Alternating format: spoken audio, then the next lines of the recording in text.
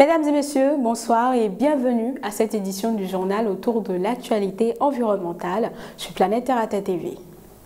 L'argile est une matière naturelle issue de la décomposition des roches-mères, c'est-à-dire des parties superficielles de la croûte terrestre. Ces roches se décomposent et cristallisent pour donner une matière aux propriétés exceptionnelles. L'argile se caractérise par un pouvoir de rétention important par rapport à de nombreux polluants compte tenu de leur structure et leur capacité d'échange cationique. Armelle Adjilé, argilothérapeute et promotrice de la Maison de l'Argile, est au micro de Freddy Adjarossi pour nous expliquer les bienfaits de cette matière naturelle, aussi bien thérapeutique. Après l'extraction de l'argile, nous ne sommes pas dans la politique des produits chimiques. Nous n'allons pas vers les produits chimiques du tout. Après avoir découvert les vertus thérapeutiques de l'argile, la promotrice de l'entreprise La Maison de l'Argile a décidé de se lancer dans la fabrication de produits à base de cette matière rocheuse. J'avais une déchirure ligamentaire au genou gauche. Et de mes investigations, il ressortait que l'argile pouvait m'aider à avoir une satisfaction, étant donné qu'on m'avait plâtré et je n'avais pas une solution escomptée. J'étais allé voir, toucher, essayer l'argile. Et c'est ainsi que, à force de me traiter, j'ai constaté que c'était vraiment la pharmacie de Dieu. Afin de partager son savoir-faire, la promotrice de la Maison de l'Argile a organisé des formations pour toute personne curieuse. Après la formation des premiers curieux, j'allais dire, dans le monde de l'argilothérapie, je crois que nous avons essayé de leur donner de la matière pour qu'ils puissent aller également sur le terrain et faire d'une pierre deux coups. Faire connaître les avantages de l'argile, des produits fabriqués à base d'argile et de l'argile locale également, et se faire prévaloir, histoire de pouvoir gagner leur pain quotidien par le biais de l'argile. Les organisations paysannes et les OSC tirent sur la sonnette d'alarme. Les OGM, entendez, organismes génétiquement modifiés, présentent des risques pour notre santé, notre environnement et notre diversité agricole. Je vous invite à suivre un extrait de l'engagement des organisations paysannes et celle de la société civile. Elle a été lue par Patrice Sagbo, membre du réseau Djinoukou et du comité d'organisation. Après 15 ans de résistance contre les organismes génétiquement modifiés dans l'agriculture, l'alimentation et l'environnement, le réseau Djinoukou, en 2017, par l'intermédiaire de son feu président René Sebenou, à qui nous rendons hommage ici, a décidé d'améliorer sa méthode de travail en associant l'agroécologie paysanne.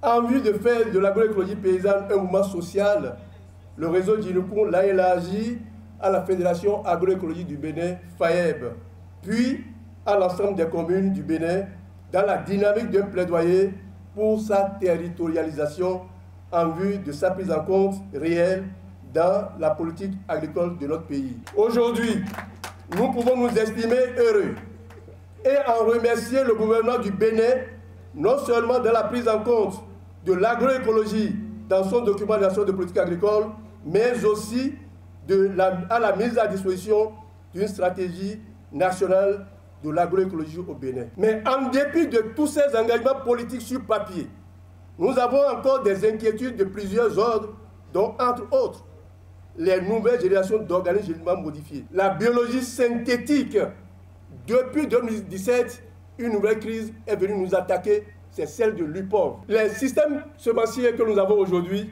sont aussi vraiment confrontés à de sérieuses menaces parce que nous avons entendu que dans la politique du gouvernement, on les accuse d'être à l'origine du non-rendement des productions agricoles.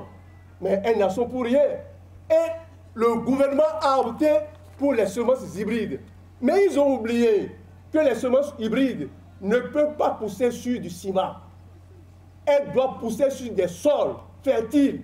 Malheureusement, ceux qui nous proposent ces semences ont à leur portée des engrais chimiques de synthèse qui dégradent l'environnement, notre santé, notre alimentation et les terres. Et après, on nous engage encore dans des programmes de restauration des terres agricoles, tout en sachant qu'elles ne peuvent jamais se réparer. L'association Viami a organisé un forum multisectoriel sur le financement domestique de la recherche et du développement en santé. Ce forum s'est tenu dans le cadre du plaidoyer pour le financement en santé au Bénin. Suivez ici un extrait de l'allocution de l'honorable Barthélémy Kassa au sujet du partenariat public-privé. Dès qu'on aurait fini en tant que chercheur de réfléchir et de proposer des solutions, si ces solutions méritent d'être gravées dans des tests suprêmes de notre pays, je serai là en tant que personne aux ressources pour dire oui, j'ai vu des éminents professeurs, des éminents chercheurs, des éminentes personnes aux ressources également travailler sur ce dossier et que la copie est bonne. C'est essentiellement ce qui motive ma présence parmi nous ici. Je suis convaincu que nous savons tous que nous ne pouvons pas attendre les résultats des recherches des autres pour bâtir notre développement. C'est faux. Je suis tout de même convaincu aussi que personne ne fera la recherche à notre profit.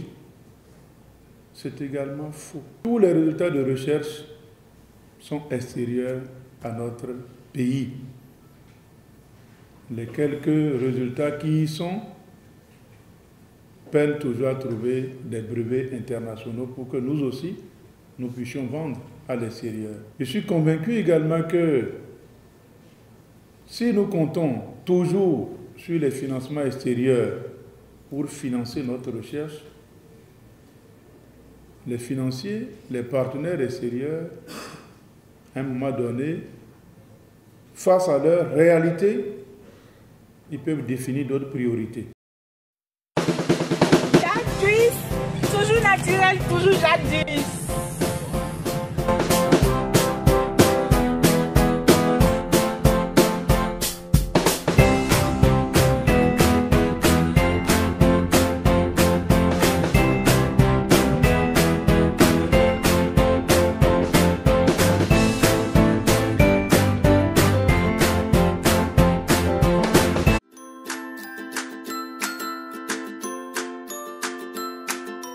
100% Terre vous fait découvrir les merveilles de la nature pour le bien-être de la peau et des cheveux.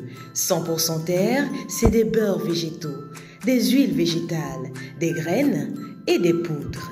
Passez votre commande en un clic.